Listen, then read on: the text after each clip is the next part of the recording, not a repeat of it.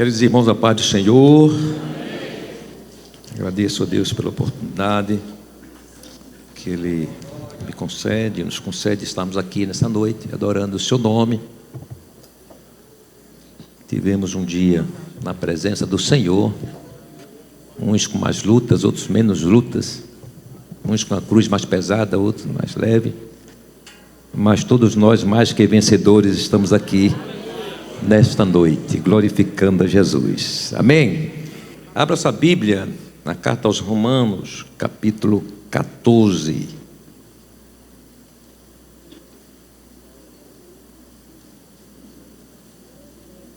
Nós vamos ler do versículo 13 ao 23. Aos Romanos 14, do versículo 13 ao 23. Assim que não nos julguemos mais uns aos outros, antes seja o vosso propósito, não por tropeço ou escândalo ao irmão. Eu sei e estou certo no Senhor Jesus, que nenhuma coisa é de si mesma imunda, a não ser para aquele que a tem por imunda, para esse é imunda. Mas se por causa da comida se contrista teu irmão, já não andas conforme o amor. Não destruas por causa da tua comida aquele por quem Cristo morreu.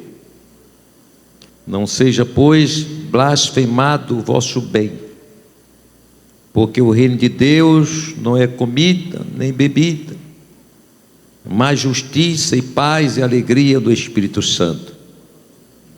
Porque quem nisto serve a Cristo, agradável é a Deus e aceito aos homens. Sigamos, pois, as coisas que servem para a paz e para a edificação de uns para com os outros. Não destruas por causa da comida a obra de Deus. É verdade que tudo é limpo, mas mal vai para o homem que come com escândalo. Bom é não comer carne, nem beber vinho, nem fazer outras coisas em que teu irmão tropece, ou se escandalize, ou se enfraqueça. Tens tu fé? Tem-na em ti mesmo diante de Deus. Bem-aventurado aquele que não se condena a si mesmo naquilo que aprova. Mas aquele que tem dúvidas, se come, está condenado, porque não come por fé. E tudo o que não é de fé é pecado. Amém. Quem necessita das orações, nessa oportunidade, apresentando os nossos irmãos que a gente sempre tem trazido seus nomes aqui, a irmã Elisângela, lá do Parque São Francisco, também o presbítero Edvaldo Santana, a sua esposa, a irmã Rosilda, o presbítero Everaldo, a sua esposa, a irmã Marta, também a irmã Noélia, o presbítero Benjamin, também nossa irmã Antônia, da Praça Kennedy, a irmã Denilda, lá do São José, também irmão Laércio, família, Jesus continuar confortando, consolando o coração dos servos do Senhor, e tantas outras coisas. Irmã Glorinha, muito bem, do nosso missionário, pastor Marco Ezequiel.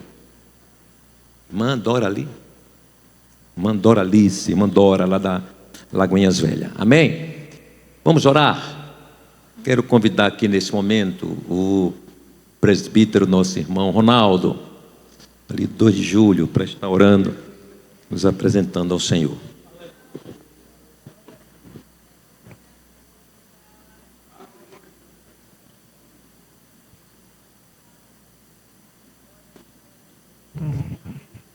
Amém. Quero saudar a todos com a paz do Senhor. Amém. Oremos. Senhor nosso Deus, nosso Pai, que estamos, ó Deus, mais uma vez, Senhor, na Tua casa, Senhor, para juntos, ó Deus, adorarmos ao Teu nome, Senhor. Senhor, nesse instante, ó Pai, queremos Te pedir, Senhor, por cada nome aqui citado, ó Deus, que Tu venha, ó Deus, visitar, Senhor, cada um, Senhor. Que Tu venha, ó Deus, estender as Tuas mãos, Senhor, curando, Senhor, libertando, ó Deus. Em Teu nome santo, Senhor, Te pedimos, Senhor, que visita, Senhor, cada um desses Teus servos, ó Pai. Em Teu nome santo, Pai, Te pedimos, Senhor, que Tu venhas a curar, Senhor, para te estar, Senhor, novamente na Tua casa, Senhor, Te servindo, Te adorando. Em Teu nome santo, ó Deus, Te louvamos e Te agradecemos hoje e sempre. Amém.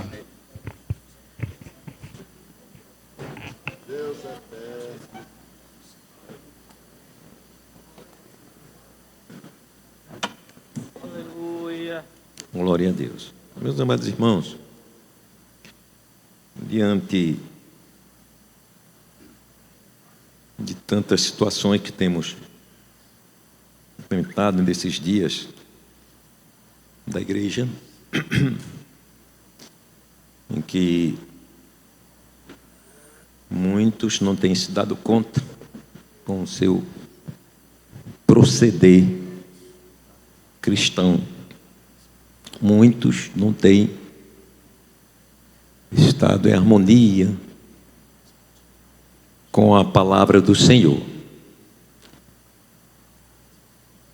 E o interessante é que muitas dessas pessoas não sentem nenhum tipo de culpa, nada lhes acusa, porque eles aprovam seus próprios comportamentos, mesmo fora da palavra, e se vivem como se não devessem nenhum tipo de satisfação.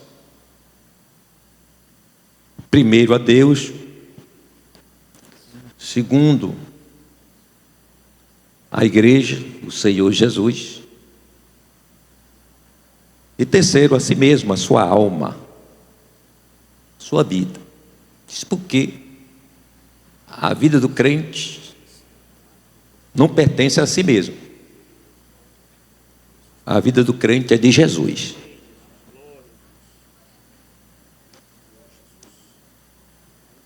É importante a gente refletir nisso. E pensando nessa situação que hoje nós estamos enfrentando, aí não tem como a gente não falar na tal da internet, nas redes sociais, que estão aí incentivando cada dia mais comportamento dúbio, né? Comportamento contraditório com a palavra do Senhor. E isso tem trazido, de certa forma, dificuldade, muitas vezes, ao pastor, para doutrinar a igreja, para corrigir, aconselhar. Porque, por vezes, essas pessoas que estão andando assim, eles estão se espelhando até em pessoas próximas, né? Em pessoas influentes, até da própria igreja, pastores. E por ser pastores, a pessoa ela faz aquela mensuração, aquela medida. Ele também é pastor. Mas tem diferença entre pastor e pastor. Tem pastor que não é crente. Tem pastor que não vai para o céu. Tem pastor que é mercenário. Então você não pode se guiar porque alguém é pastor, porque alguém é doutor, é mestre, é reconhecido. Você tem que ficar na palavra. A palavra é o prumo do crente. A palavra é o nível, que nivela a nossa vida espiritual. Então não é o que alguém diz, o que alguém pensa. E nós estamos hoje cercados de muitos pensadores.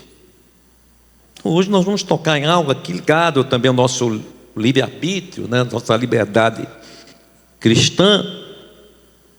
que toca justamente na questão do comportamento do crente.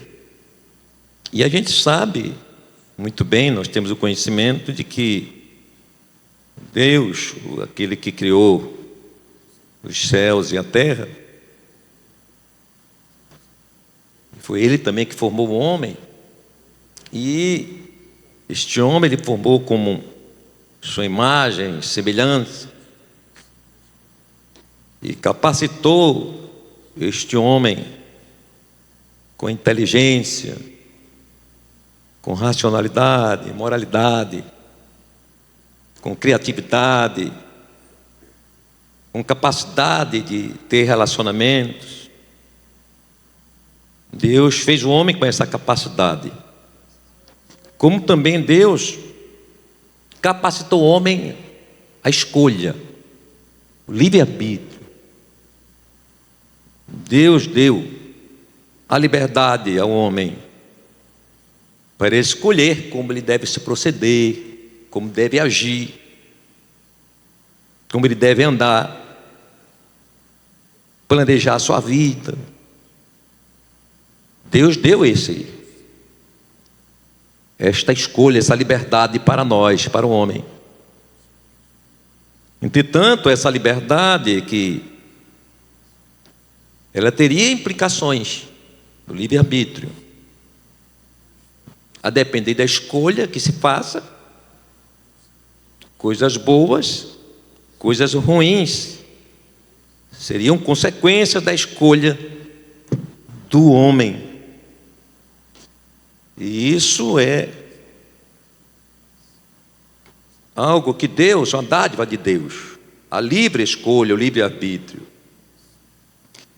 Mas é importante a gente analisar que toda escolha tem sua consequência ou suas consequências. Aí a gente vai lá para a origem do homem, quando Deus criou Adão e Eva. Deus deu a liberdade para eles escolherem. Está proposto para os nossos primeiros pais, em continuar vivendo, tendo a vida eterna, ou experimentar a morte. Deus deixou o homem escolher. Olha, você pode comer toda a árvore aqui, do fruto de toda a árvore do jardim, fique à vontade. Mas a árvore do conhecimento do bem e do mal, essa aqui nem toque. Porque no dia que você tocar, provar dela, certamente morrereis. Então o homem foi reprovado na sua liberdade, no seu livre-arbítrio, quando escolheu justamente aquilo que não deveria ter escolhido. Então, dentro desse pensamento, nós vamos falar aqui justamente sobre alguns pontos, usando o que Paulo traz no texto que nós lemos, que Paulo estava tratando justamente no capítulo 14, da questão das diferenças de prática e consciência entre cristãos, que estavam ali, judeus, gentios, que haviam se convertido, pessoas que haviam se convertido, mas que haviam algumas divergências justamente por conta de a comida, o que devia comer ou não, e outras práticas cerimoniais judaicas. E Paulo traz justamente nesse capítulo uma orientação e uma reflexão para que os irmãos pudessem entender a liberdade de cada um, a liberdade daquele que achava que devia comer todas as coisas e não sentia culpa nenhuma, como também respeitar aqueles que não comiam e que julgavam aqueles que faziam isto. E a gente analisa que hoje, diante de tanta divergências, no sentido assim, não divergências doutrinárias, mas divergência no sentido do crente querer obedecer à doutrina. E por conta disso, os crentes hoje acabam se contaminando com outras doutrinas que divergem das nossas. E a gente passa por essa experiência também quando alguns se sentem na liberdade de fazer certas coisas e o irmão tem que aceitar. Entre aspas, esse ter que aceitar. Mas no entendimento dele, ele disse: não, você tem que aceitar como eu sou. E esse número de crentes que pensam assim está aumentando. Então ele tem determinado comportamento e ele não se sente culpado naquilo, mas o irmão ao lado, que talvez ou seja mais fraco ou mais maduro que ele, entende que ele não devia fazer aquilo. Mas ele entende que deve fazer, então ele não se importa com o irmão, que ele queira aceitar ou não. E esse número é grande na igreja. Então Paulo vem trazendo aqui que deveria haver esse entendimento entre eles, mas Paulo estava mostrando para eles que o mais importante não era esse julgamento de o que deveria comer, o que não deveria. Quem comia estava pecando, quem não comia não estava. Mas o princípio aqui, Paulo disse: olha, o que nós devemos aqui é unirmos, trazermos a unidade, a gente centrarmos os nossos propósitos e a gente considerar aqui o mais importante: o amor, a paz, a unidade. Então, para que houvesse a paz, o amor, a unidade, cada um deveria compreender o outro. Não estamos aqui falando em tolerância a pecado, estamos falando aqui de algumas atitudes, alguns atos, alguns comportamentos, e nesse caso aqui, de comida, que deveriam ser tolerados. E Paulo falava isso com precisão, porque Paulo tinha uma visão muito clara das coisas. Ele, por ser um doutrinador, ele sabia que essas coisas ao longo da caminhada, do amadurecimento dos irmãos, essas coisas seriam solucionadas. Então o objetivo de Paulo era evitar justamente que os mais fracos condenassem os mais fortes condenassem os mais fracos, e que os mais fracos também não se escandalizassem com aqueles que se achavam mais fortes. E para a gente mensurar hoje na nossa realidade aqui, quem é mais fraco, quem é mais forte, está complicado. E se a gente for julgar aqui nossas decisões, entendendo quem é mais fraco, quem é mais forte, vai dar problema, porque o julgamento de quem é forte e quem é mais fraco é complicado. Eu não posso dizer que o irmão Nilson é mais fraco que eu. Não tenho essa liberdade, não tenho esse alcance da sua alma, do seu coração, da sua comunhão com Deus. Hoje seria muito complicado, mas vocês vão entender nesse instante, daqui a pouco, onde eu quero chegar. Então Paulo, ele vem trazendo justamente que o mais importante era a sua consciência, e essa consciência estava ligada à fé, e fé está ligada à convicção. Qual é a sua convicção? Que você comendo alguma coisa, você condena ou não condena? Então é este entendimento que Paulo está trazendo aqui. Então Paulo, ele se deu, em diversos momentos, Paulo teve muitas dificuldades. Lá na igreja da Galácia, por exemplo, não foi fácil Paulo conciliar justamente uma situação como esta, que os irmãos, mesmo ali na graça, vendo na graça, mas como eram irmãos judeus, hebreus, judeus, então eles traziam ainda aquela carga do judaísmo, da prática judaica, e ainda não estavam, vamos dizer assim, totalmente libertos, porque lá na frente Paulo manda uma carta para eles dizendo assim: olha, admiro-me que tão depressa vocês saíssem da graça, dando ouvido a outro evangelho. Aí ele vai mais na frente: não é outro evangelho, na verdade alguns que querem trazer inquietações, perturbações, estão confundindo a cabeça de vocês. Mas vocês são salvos pela graça, então esquece esse negócio da lei. Vivam pela graça. Então Paulo teve muitas dificuldades, não é, em diversos momentos. Então a gente aqui dentro da nossa realidade, a gente pode entender que pode acontecer de alguém em nosso meio, que ainda não ser discipulado doutrinariamente, tem algum comportamento não aceitável no sentido bíblico. Não estou falando de pecado, estou falando até de costumes, de tradições, e até de certa forma, né, um amadurecimento maior no que tange a doutrina da igreja. E a gente que está mais tempo na igreja, a gente tem que ter cuidado com isso, para que nesse escândalo, nessa não aceitação nossa, a gente não venha trazer dificuldade àquele irmão que está no ABC da fé. Então a gente não pode tratar alguém novo convertido no mesmo nível de conhecimento que nós temos mais tempo na igreja. Mas a gente vai ali, trabalhando, mostrando pela palavra, não é? E também do outro lado, também aqueles que se acham maduros e fortes, tem que ter cuidado para não usar da liberdade que tem, ou seja, da sua maturidade, de achar que nada contamina, que ele é capaz, que ele resiste. Ele tem certos comportamentos que também causam escândalo ao irmão não convertido, que está chegando, que vem com uma impressão diferente da gente.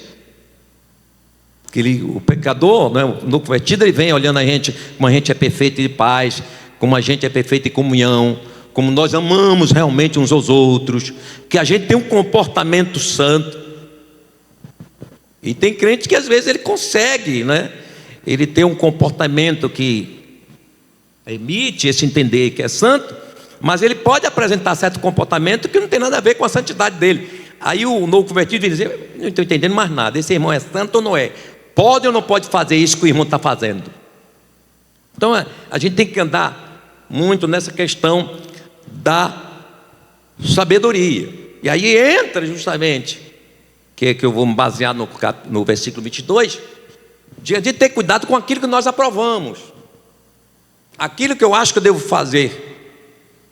E por achar que eu devo fazer e ter essa liberdade, eu não venha estar me condenando pelas minhas ações, ainda que elas me sejam lícitas, mas elas possam ser também não favoráveis, não aceitáveis à nossa fé, ao nosso comportamento. A gente tem que ter cuidado, porque hoje nós estamos com muito crente independente, né? Crente de pescoço duro,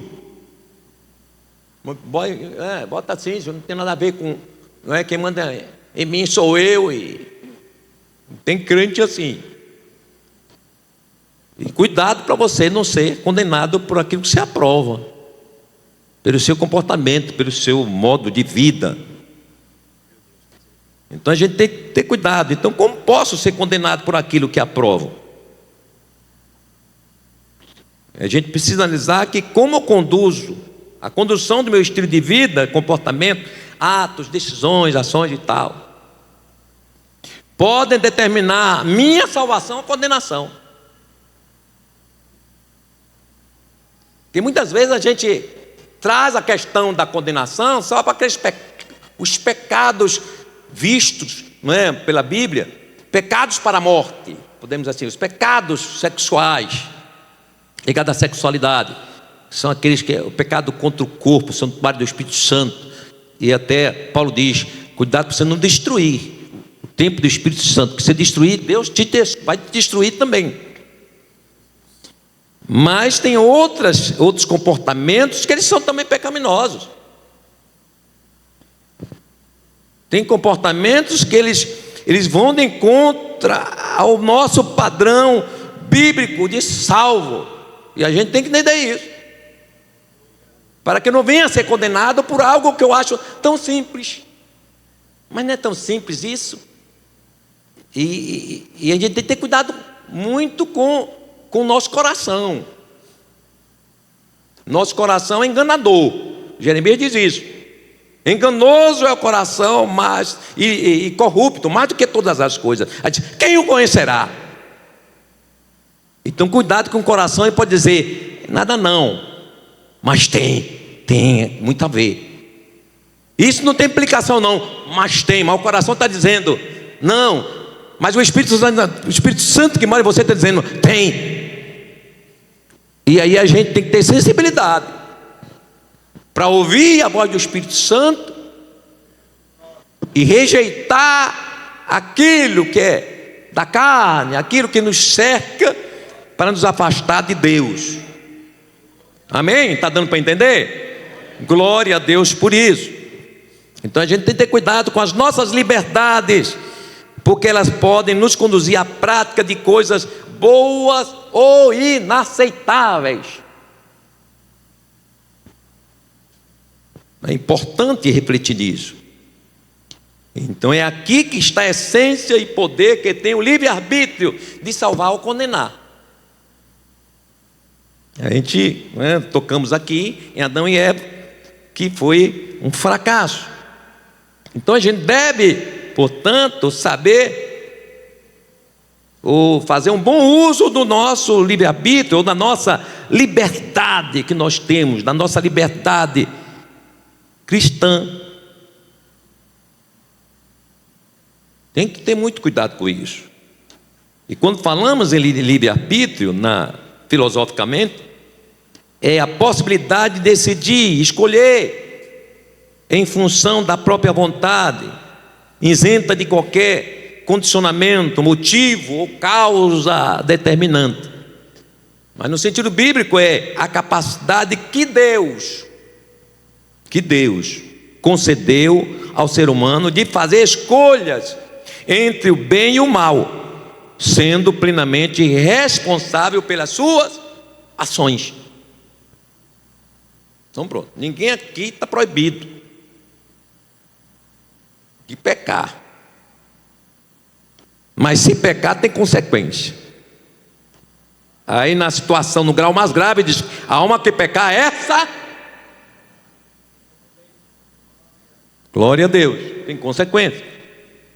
Então o livre-arbítrio que Deus nos concedeu, as capacidades de escolha, foi justamente para que o homem não se sentisse debaixo de uma opressão ou jugo de dominação divina. Não, como Deus é perfeito. Deus quer as coisas tudo espontâneo, irmão. Deus não quer fé forçada. Deus não quer uma santidade imposta. Se você se sente por ser santo, você está se sentindo imposto a algo que está lhe forçando, desista de ser santo, porque essa santidade não é aceitável a Deus. Que gravidade é isso? Então a gente tem que ter cuidado. Então a nossa liberdade, esse livre-arbítrio que Deus nos deu, foi justamente para que nós olhássemos, entendêssemos a própria perfeição de Deus, a justiça de Deus. As pessoas pensam aí fora, irmãos, que nós crentes somos alienados. Nós estamos aqui porque vocês estão aqui porque o pastor Jair, se não vier, vai ter palmatóriazinha, ou então vocês... Este o conceito do mundo, de nós que estamos aqui. Mas ninguém aqui, não há imposição. Se você se sente a pulso, irmãos, como crente da Assembleia de Deus, eu vou logo agora na questão denominacional, você tem o livre-arbítrio de ficar ou não ficar. Mas se ficar, fique espontaneamente. Fique porque você sente que Jesus te chamou para estar aqui. Fique porque você sente a comunhão com Deus, você sente paz na sua alma. Mas se você não sente, lamento, é preciso repensar o que você está fazendo aqui, o que você é. Por que você decidiu ser da Assembleia de Deus, ser crente? Porque Deus não impõe nada, Deus dá liberdade. Nós vivemos na liberdade. Glórias ao nome do Senhor Jesus para todo sempre. Aleluia. E é importante, né, que quando olhamos que Deus, quando ele ia ao jardim, aí fazendo essa ligação com o livre-arbítrio, nós gozamos realmente do livre-arbítrio, como Adão e Eva. Aí na viração do dia a Bíblia diz que lá estava Deus, e Deus ia lá, não é para vigiar Adão e Eva não, deixa eu ver se eles estão santos, vou ver se eles estão puros, deixa eu ver se eles estão fazendo alguma coisa errada por lá.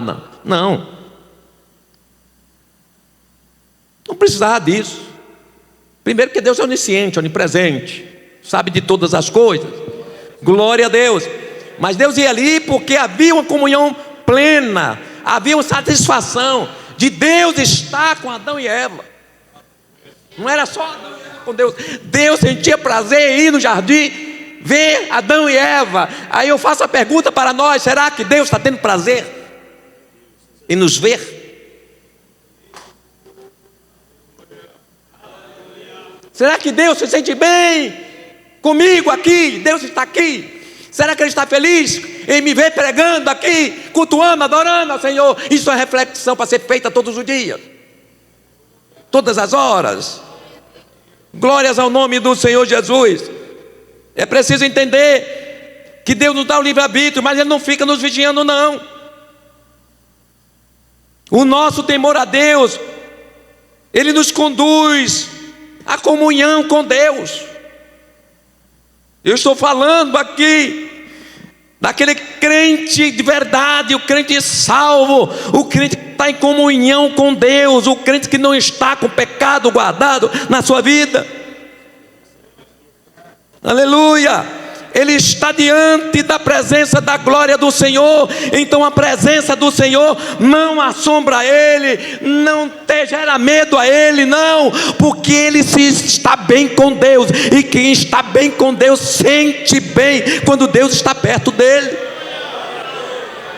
Glórias ao nome do Senhor Jesus para sempre. Aleluia! É preciso entender isso. Deus não precisa vigiar ninguém, porque Ele é onisciente, onipresente, onipotente. Não é para a gente se assombrar com o Salmo 139, ficar preocupado, temeroso com a revelação da palavra, com os dons espirituais de Jesus levantar aqui um profeta e de repente desvendar, desnudar a nossa vida. Não! Nós temos que sentir a graça divina na nossa vida, com a nossa consciência tranquila, que nada nos acusa. Glórias ao nome do Senhor Jesus. E sentimos bem, estamos livres, aleluia. Foi essa liberdade que Jesus nos deu, que Deus nos deu, que o Espírito Santo nos dá. Portanto, não é motivo de medo. Glória a Deus. Deus nos dá esse livre-arbítrio, Deus nos dá essa liberdade cristã, mas confiando em nós, acreditando em nós, que nós vamos ser fiéis a Ele, a Sua palavra. Glórias ao nome do Senhor Jesus. Aleluia. Porque tem crente que se sente vigiado, irmão. Crente que se sente vigiado, que está com alguma coisa errada na vida. Sinta-se livre. Se alguém lhe vê por aí, ninguém vai julgar você, porque você está com a consciência tranquila. Então, ainda que alguém lhe julgue, fique tranquilo. Quando alguém tem culpa de alguma coisa, geralmente alguém vê algo aí, ele se adianta. Aí ele liga para o pastor, para o dirigente: fulano passou ali, eu estava no bar sentado, mas não era cerveja não, era um guaraná. Mas o que está fazendo sentado no bar? Mas ele avisa logo. Antes de chegar o recado, ele já foi levar a mensagem. O crente, ele é livre. Eu sou livre. Glórias ao nome do Senhor Jesus. É preciso a gente avaliar isso todos os dias. Quem nos vigia é nossa própria consciência. Glória a Deus. Não precisa, o pastor está aí por aí olhando, vigiando, vendo o que você está fazendo, não. nem o esposo, nem a esposa, nem o pai, nem a mãe, não precisa não. A tua consciência, se ela está boa com Deus, ela é suficiente para dizer quem é você. Glórias ao nome do Senhor Jesus. Aleluia. Na carta aos Romanos, no capítulo 2, versículo 14 e 15, tem algo interessante que fala dentro desse entendimento. Diz assim: porque quando os gentios que não têm lei fazem naturalmente as coisas que são da lei, não tendo eles lei para si mesmos, são lei, os quais mostram a obra da lei escrita em seus corações, testificando juntamente a sua consciência e os seus pensamentos, quer acusando-os, quer defendendo-os. Então o crente que está em comunhão com Deus, irmãos, a sua consciência, ela é um dispositivo de segurança. E ele, quando peca, a sua consciência o leva à confissão. Então, quando volta e meia acontece isso, de confessar um pecado, significa que a consciência desse crente está abalada. Tem pessoas que conseguem guardar um pecado 1 ano, fica 1 ano, praticou um pecado, depois de 1 ano aparece. Quanto foi, meu filho? Tem 1 ano. Aí eu pergunto geralmente: se Jesus chega em uma hora dessa, tu estava onde, meu filho? Tu ia para onde? Então a gente tem que ter cuidado com isso. Está dentro do contexto ainda, daquilo que, para não ser condenado, daquilo que eu aprovo. Então, se eu guardo o pecado, é que eu estou aprovando. Um comportamento desse, antibíblico, muito perigoso. Então eu posso ser condenado por aquilo que eu aprovo. Não, deixa passar o tempo aí, deixa lá na frente, quem sabe eu tenho coragem.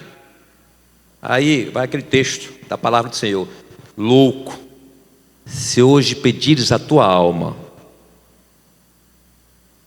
que dirás? O que terás que apresentar? Tem hora que a gente pensa que é eterno, né, irmão? E tem hora que pensa que Deus não vê as coisas. E isso é terrível. Então nossa consciência é que nos vigia. Então eu tenho livre-arbítrio, tenho liberdade cristã, então não preciso estar, ninguém está me vigiando, porque a minha consciência já é meu vigia. Mas tem crente que a consciência já cauterizou, ela não funciona. Então tanto faz pecar como não pecar, tem o mesmo valor. E tem pessoas, infelizmente tem pessoas assim. Hebreus 10, 22 fala algo também interessante. Assim aproximemo-nos de Deus com um coração sincero e com plena convicção de fé, tendo os corações aspergidos para nos purificar de uma consciência culpada. Então alguém que está bem com Deus, que se aproxima de Deus, Deus está perto dele, ele pode até pecar, peca, mas a consciência dele vai lhe mostrar: é culpado. É culpado. 2 Coríntios 1,12 diz assim: este é o nosso orgulho, a nossa consciência dá testemunho de que nos temos conduzido no mundo, especialmente em nosso relacionamento com vocês, com santidade e sinceridade provenientes de Deus, não de acordo com a sabedoria do mundo, mas de Deus. Então Deus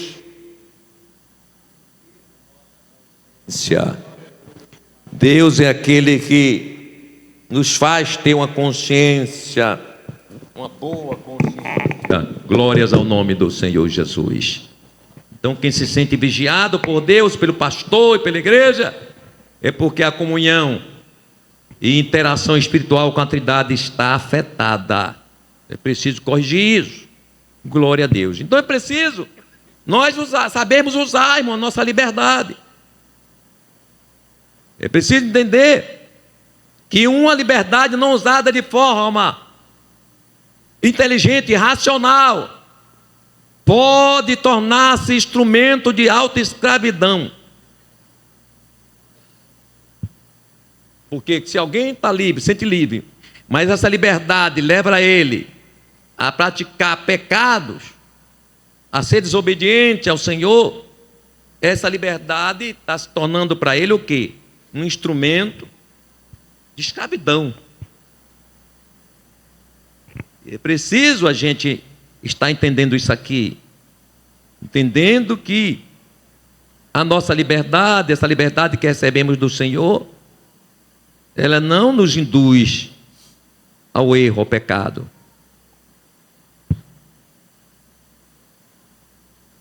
Nós somos livres, sim, mas não somos livres para voltarmos a ser escravos dos próprios, daqueles desejos carnais, pecaminosos que deixamos lá para trás.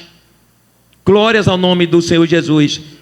Em João 8,34, a palavra de Deus diz assim: Jesus respondendo: em verdade vos digo que todo aquele que comete pecado é servo do escravo do pecado.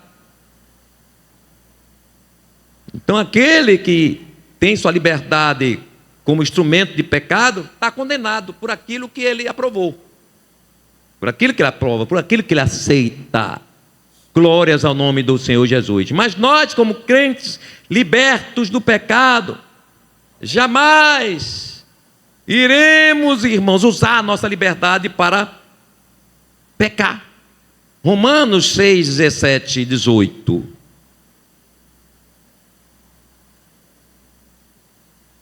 Mas graças a Deus, que tendo sido servos do pecado, obedeceste de coração à forma de doutrina que fostes entregues, e libertados do pecado, fostes feitos servos da justiça. Glória a Deus. Então, a nossa liberdade não vai trazer a gente de volta para aquilo que a gente era, que a gente deixou para trás. Então toda prática que leva ao pecado é você utilizando-se da liberdade que Deus lhe deu para transformá-la ela em pecado. E isso é grave. E isso é perigoso. Glórias ao nome do Senhor Jesus. E é importante entender isso aqui, que nossa liberdade em Cristo não nos deve levar à volta à escravidão da carne. E quando fala de escravidão da carne, repito, né, pensa que são alguns determinados pecados, mas vou citar aqui alguns que a gente às vezes tolera e acha que são coisas simples, mas o texto diz que não entra no céu. Gálatas 5, 19 a 21. Olha o que a Bíblia diz. Porque as obras da carne são manifestas, as quais são. Aqui, isso aqui já sabe, né? Que é aquele de praxe, então pecou, adulterou, pronto, pode decepar aí, corta a cabeça do camarada. Mas a gente esquece outros que têm o mesmo peso. Segundo a Bíblia, é pecado. E leva também para o inferno. Diz adultério, fornicação, impureza, lascívia. Vou repetir. Lascívia é pecado gravíssimo que leva ao inferno.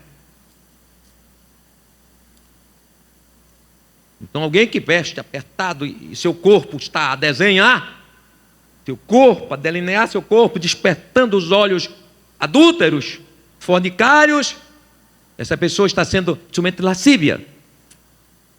Aí ele diz idolatria, feitiçaria, inimizades, hein? Eu não vou nem perguntar aqui, que pode constranger. Eu tenho certeza que aqui tem gente que está inimizade com outra pessoa, com alguém aqui.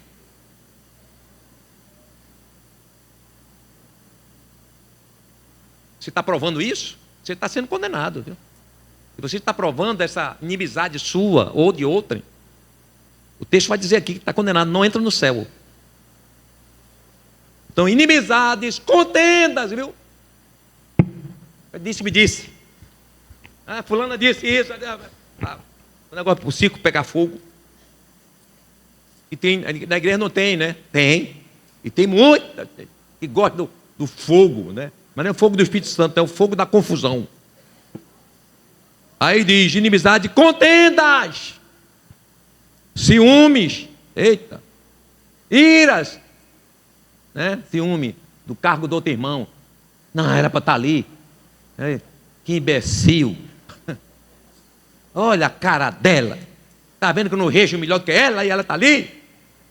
Ciúme, iras, pelejas, dissensões, heresias, invejas, homicídios, bebedices, glutonarias e coisas semelhantes a esta. A lista ainda é grande, acerca das quais de antemão vos declaro, como também já dantes vos disse, que os que cometem tais coisas não herdarão o reino de Deus.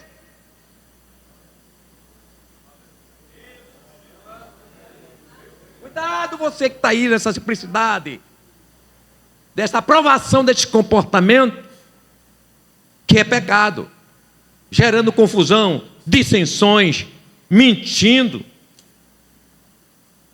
contendas, ciúmes. Não entrará, não herdará o reino de Deus. Olha como é grave.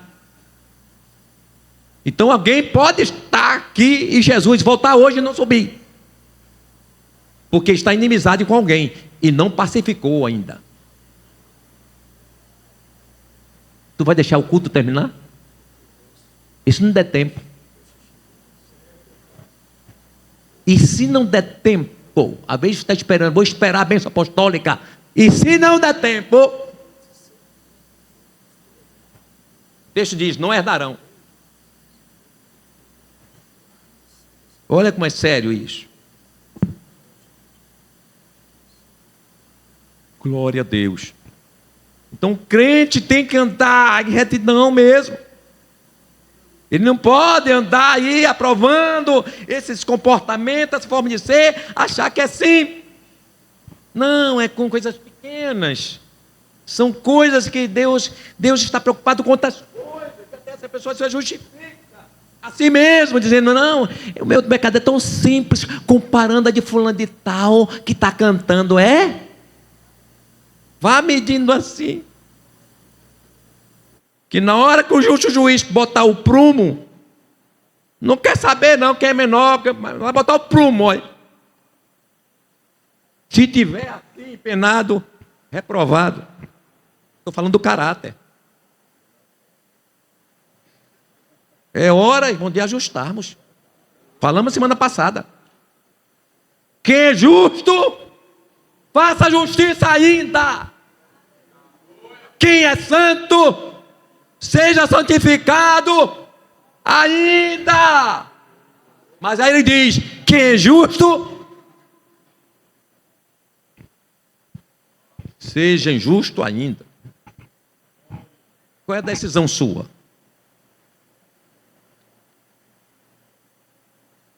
Amém? Difícil de dizer um aleluia, né?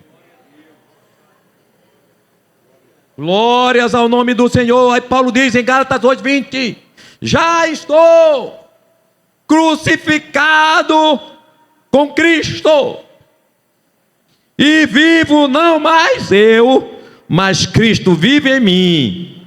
E a vida que agora vivo na carne, vivo pela fé do Filho de Deus, o qual me amou e se entregou a si mesmo por mim. Então não, é Jesus agora, é Jesus.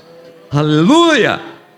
E quem tem Jesus perdoa. Quem tem Jesus não causa confusão. Quem tem Jesus não causa dissensão. Glória a Deus. Aleluia.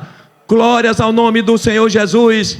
Então a vida do crente é de liberdade em Cristo. Sim, somos livres das drogas, da bebida, da imoralidade, da mentira, da falsidade, da corrupção. E nesta condição de salvos, nós nos libertamos de todas as tendências e domínio da velha natureza. E aí é que está. Velha natureza terrível, que qualquer coisa ela aparece. Jesus, né, através do seu sangue, sua morte e ressurreição, Ele promoveu a redenção da alma e do espírito. E deixou justamente a condenada da carne para fazer só no arrebatamento. Isso é prova. Somos provados todo dia nessa bela natureza. Provocações, né? Quantas vezes? Insultos. Coisas que ouvimos e o nosso espírito quer se elevar e o Espírito Santo fica aí. Amortece. Aleluia. Nesta noite Jesus aqui está sarando nossos ouvidos. Teus ouvidos vão estar guardados. E o que você ouvir, o Espírito Santo vai jogar para longe. E você continua caminhando em direção ao céu, glorificando a Jesus e orando por essa pessoa. Não é condenando ela não, é orando: Jesus, tem misericórdia, porque eu quero entrar no céu com ela. Oh, glória! Louvado seja o nome do Senhor Jesus, aleluia! Glórias a Deus. Nessa noite Jesus está trabalhando a nossa vida, que não vale a pena viver de forma, irmãos, a contrariar a palavra do Senhor. Não vale a pena. Glórias ao nome do Senhor Jesus. A nossa liberdade em Cristo não nos dá o direito ao pecado da desobediência. É preciso ter cuidado. E alguém pode entender, não é como livre-arbítrio, como direito, mas não é direito, porque eu fui analisando o que significa a palavra direito. Etimologicamente, a palavra direito deriva do latim directum, que significa retidão, justiça, ou conforme a regra. Esta origem está ligada à ideia de algo reto, não curvo, que serve como uma linha a ser seguida, ou um alinhamento. Logo, direito choca-se com pecado. Então, quando se peca, não é fazendo uso de um direito, mas de uma liberdade mal direcionada, mal aplicada. E às vezes a gente entende isso, é um direito. Não, Deus deu direito. Não, não é direito. Deus deu liberdade. Direito é outra coisa. Direito é retidão, é coisa justa. Glória a Deus. Certo é que nós fomos livres, libertos do pecado. Romanos 6:22 diz: mas agora libertos do pecado e feitos servos de Deus, tendes o vosso fruto para a santificação e por fim a vida eterna. Glórias ao nome do Senhor Jesus. E é interessante que Paulo, em Romanos 7:18-23, quando ele diz que embora a gente tenha uma luta interior constante, essa luta da velha natureza, nós não nos rendemos a ela. Muitas vezes, se ler o capítulo 7 de Romanos, do versículo 18-23, a interpretação que tem é como se Paulo estivesse se rendendo, como Paulo estivesse dizendo assim: não, eu ainda estou dominado pela carne. Não, Paulo está fazendo um comentário de alguém que está fora da graça. E você vai entender isso quando você vai para o capítulo 8. Quando você vai para o capítulo 8, você vai entender. Ele diz assim, versículo 1: portanto, agora nenhuma condenação há para os que estão em Cristo, que não andam segundo, mas segundo. Porque alguém utiliza ali e faz uma aplicação errada. Não é normal, não é aquilo que eu queria fazer, não faço. Aí ele começa a jogar isso aqui como algo ligado a que o homem não tem domínio mais, não é? Faz parte da depravação total do homem. E não é isso. Paulo não está dizendo isso. Paulo está falando que o homem condicionado ao pecado, ainda oprimido pela lei, este homem está diante de um jugo do pecado. E essa luta vai continuar. E essa luta também continua com a gente. Só que a diferença é que esta luta sempre será vencida. por aqueles que deixam ser dominados, dirigidos pelo Espírito Santo do Senhor. Glórias ao nome do Senhor Jesus para sempre. Aleluia. Glória a Deus. Portanto, agora nenhuma condenação há para os que estão em Cristo Jesus. Aleluia. Então não andamos mais no domínio da carne. Aí Paulo diz em Romanos 8, 5, 9. Carta aos Romanos é perfeita nisso. Porque os que são segundo a carne inclinam-se para as coisas da carne, mas que são segundo o Espírito para as coisas do Espírito. Porque a inclinação da carne é morte, mas a inclinação do Espírito é vida e paz. Aí no verso 9 ele diz: vós porém não estáis na carne, mas no Espírito, se é que o Espírito de Deus habita em vós. Se é interessante isso aqui. Se é que o Espírito de Deus habita em vós. Pastor, Paulo está falando aqui para os irmãos lá da igreja de Roma. Se é que o Espírito Santo está aí ainda. Porque tem gente que pensa que o Espírito Santo está aí, mas não está mais. Ele até não sente falta, viu? Porque o Satanás, o espírito maligno, ele causa esse sentimento. Ele se sente confortável ali, ele não vê nada acontecendo de normal na vida dele, não é? O Senhor não mandou cair o raio na cabeça dele, ele não mandou um fogaréu para torrar o cabo, para virar churrasco, aí ele está à vontade. Mas até quando? Até quando? Isso significa que esse crente não tem o Espírito Santo mais, irmãos. Então o crente que carrega o jugo do pecado, significa que o Espírito Santo não habita mais nele. É isso que Paulo quer dizer. Se é que o Espírito de Deus habita em vós. Se alguém não tem o Espírito de Cristo, esse tal não é dele. Pertence à igreja no sentido instituição, é membro da igreja, pode ser até pastor, presbítero, diácono, tem cargos da igreja, tem dirigente de oração, mas se não tem o Espírito Santo não é nada. Estou terminando.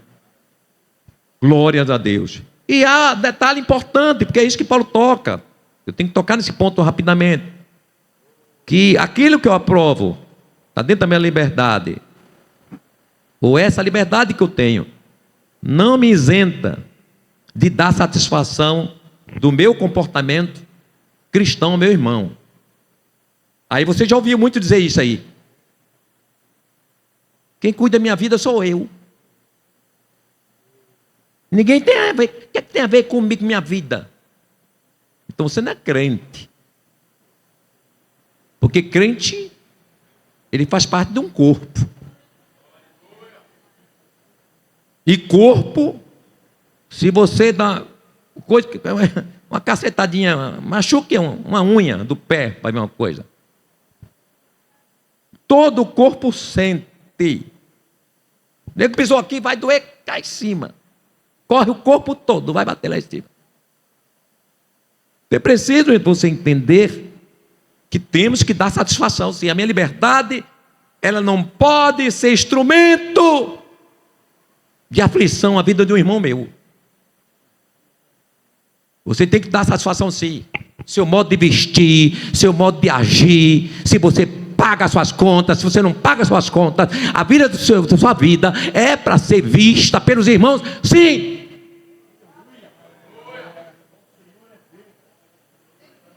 E você tem que cuidar disso. Se você deve, pague.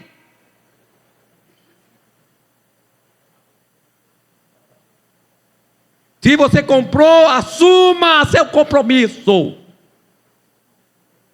Você tem satisfação, sim, a dar à igreja, ao seu irmão. Não é? Aí tem crente que faz confusão em casa, ao lado dela mora está lá uma pessoa que não gosta nem muito do evangelho, mas ela às vezes até fala alto, se exalta. Eu devo satisfação, meu Deus. E brincando em casa, panela voando dentro de casa, batendo. E ela dizendo para a pobrezinha: o sangue de Jesus tem poder. Ainda repreendendo, está repreendendo a ela. Ela que está cheia de coisa ruim, porque está brigando em casa com o marido, com os filhos, e diz: não tem nada a ver com minha vida, não.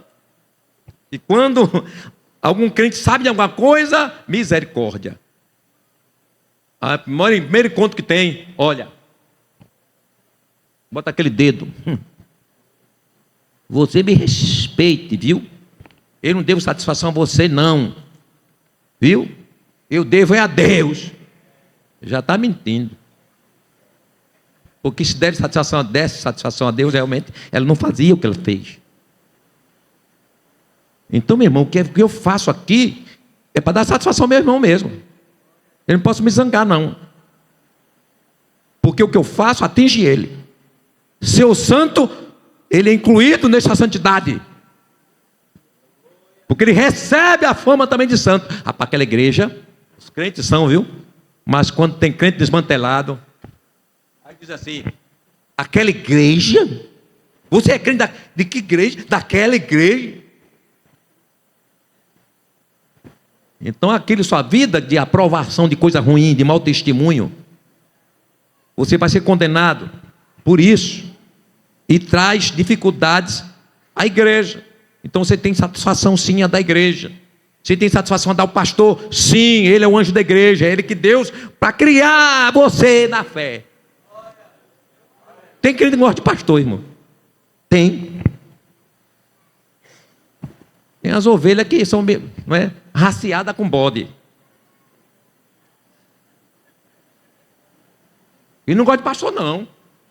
Tolera o pastor, suporta, em amor. Meu Deus, tu vai para onde? Porque o pastor cuida das ovelhas de quem? E ele vai prestar conta no céu das ovelhas de quem? Então tu não vai. Porque o pastor que tu odeia é que vai subir com a igreja.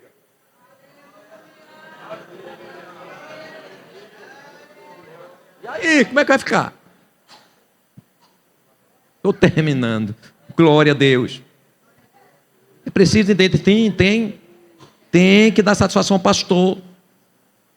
A nossa liberdade cristã não pode ser motivo de escândalo. 1 Coríntios 10, 31 a 33. Portanto, quer comais, quer bebais, ou façais qualquer outra coisa, fazei tudo para a glória de Deus. Portai-vos de modo que não deis escândalo, nem aos judeus, nem aos gregos, nem à igreja de Deus. Como também eu em tudo agrado a todos, não buscando o meu próprio proveito, mas o de muitos, para que assim possam se salvar. Como é importante seu testemunho para que um crente, ele seja salvo. Um escândalo pode tirar alguém dos caminhos do Senhor. Então alguém, né, que está andando assim, olha, eu creio, é sempre assim. Deus não dá uma palavra, irmãos, sem destino, sem endereço. Eu não tenho um rabo cheio de ninguém aqui, agora o Espírito Santo tem. Então vai recebendo essa palavra enquanto falta 5 minutos e glorificando a Jesus e dizendo: Jesus, te agradeço, tu é misericordioso. Não fique zangado com o seu pastor, não. Vai glorificando a Jesus e dizendo assim: Jesus, seja os lombos do teu servo, guarda o teu servo. Glória a Deus. Então devemos dar satisfação sim a Deus, porque por meio de Jesus Ele nos comprou com preço de sangue. Sim, 1 João 3,10: nisto são manifestos os filhos de Deus e os filhos do diabo.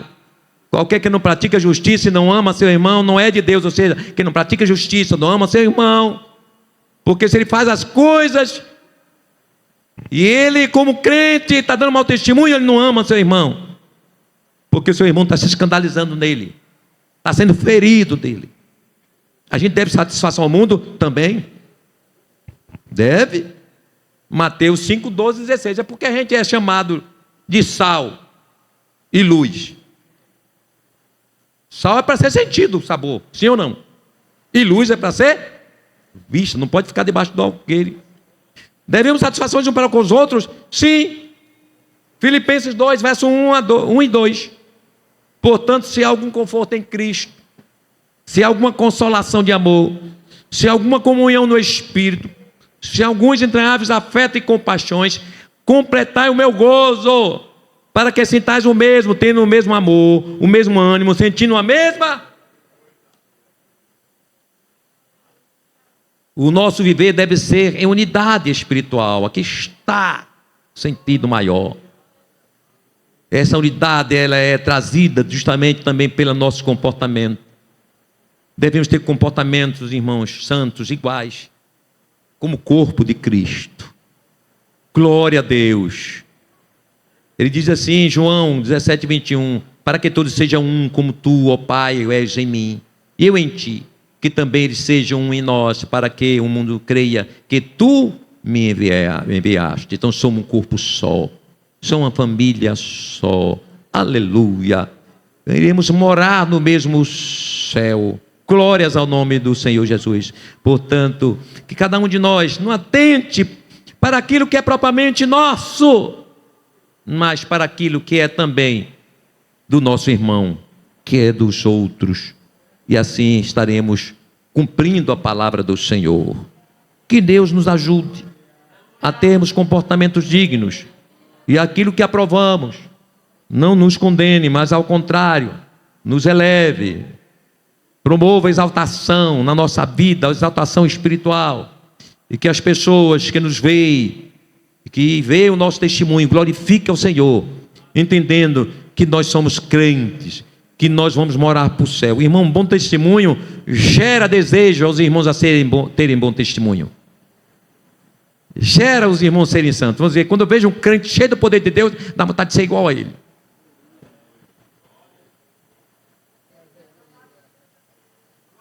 Mas não sinto desejo quando vê um irmão que ele está pecando, não. Não tem desejo de ser igual ao irmão quando ele é gelado, não dá um glória a Deus, não. Não deseja ser irmão quando ele não ora. Não queira ser igual a ele, não. Vá orar. Amém? Não seja ser igual, querer ser igual ao irmão, aquele que não quer congregar. Deixa ele, mas tu vem congregar. Amém? Que Deus abençoe e que Deus nos guarde.